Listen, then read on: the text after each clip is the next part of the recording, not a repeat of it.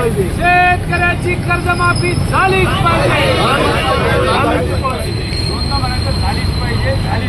शेतकऱ्याची कर्जमाफी झालीच पाहिजे, शेतकऱ्याची कर्जमाफी झालीच पाहिजे, शेतकऱ्याची कर्जमाफी झालीच पाहिजे, मराठवाड्यात ओला दुष्काळ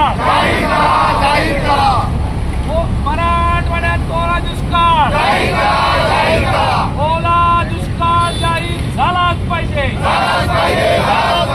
ओला दुष्काळ जाहीर झालाच पाहिजे,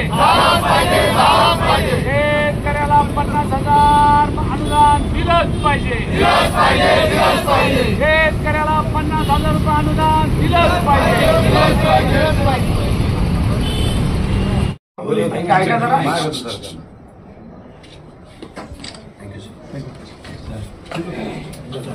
पण केलं जालन्यामध्ये आणि इथलं आपल्या जिल्ह्यामध्ये की आता माझं सगळंच होऊन गेलं, काही अटॅक नहीं गेले, काही केलं, फार वाईट परिस्थिती सर। उत्तर प्रदेश कांग्रेस कमेटी के हमारे सम्माननीय अध्यक्ष हर्षवर्धन दादा सपकाल के सूचने के ऊपर आज जिला कांग्रेस कमेटी और शहर कांग्रेस कमेटी की तरफ से ये आज आंदोलन कर्ज मुक्ति दिया और दुष्काल जाहिर करा, इसके वास्ते आज ये आंदोलन कांग्रेस कमेटी की तरफ से किया जा रहा है। और ये जो सरकार है इनको लोगों से कोई लेना देना नहीं है, ना शेतकरियों से लेना है, ना आम जनता से लेना देना है।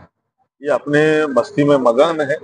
इनको शेतकरी जो आज परेशान है, जिसकी जमीन चली गई, उसके बारे में कोई आज तक देखने को नहीं आया। मुख्यमंत्री साहब बंधारे पे नहीं गए आज तक, इसलिए मैं सबसे पहले उनका भी निषेध करता हूँ शहर कांग्रेस कमेटी की तरफ से। और हमारी मांगनी है कि सरसकट कर्ज माफी देना चाहिए और एक तरी 50,000 लोगों को कर्ज माफी मिलना चाहिए, मदद मिलना चाहिए।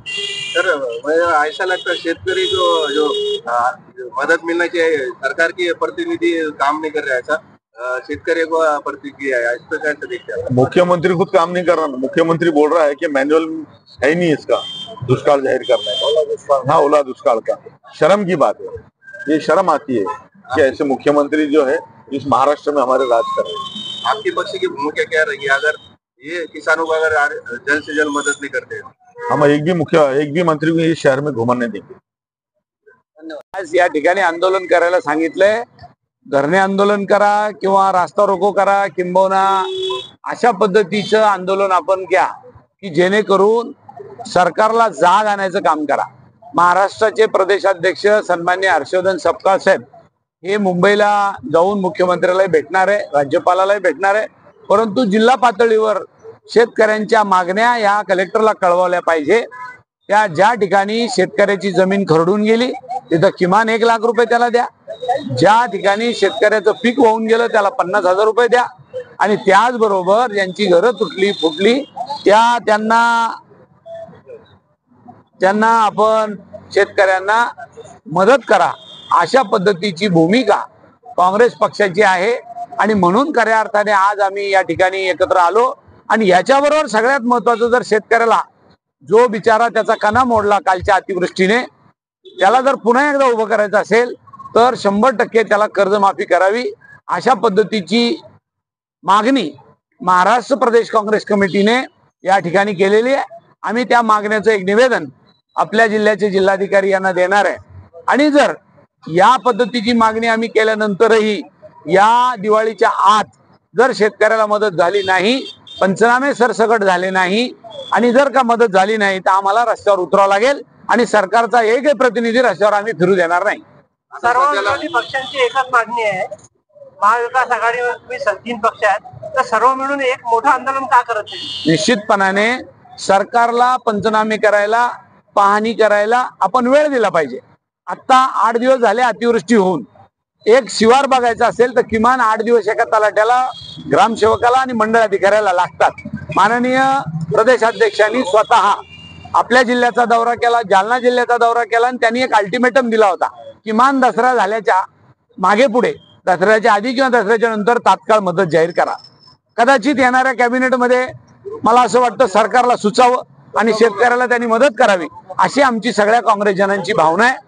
जर का त्यांनी यावेळेला तो निर्णय केला नाही तर आम्ही निश्चितपणाने विभागीय पातळीवर एक मोठा मोर्चाचं आयोजन करणार आहोत. सर, तुम्ही जिल्ह्यामध्ये प्रत्येक खेड्यापाड्यामध्ये फिरले, शेतवस्त्यात फिरले, जी परिस्थिती गंभीर होती त्या माध्यमातून तुम्ही शेतकऱ्यांना काय आवाहन करणार? एक लक्षात ठेवा, शेतकरी बिचारा त्याचा कणा मोडून पडलाय.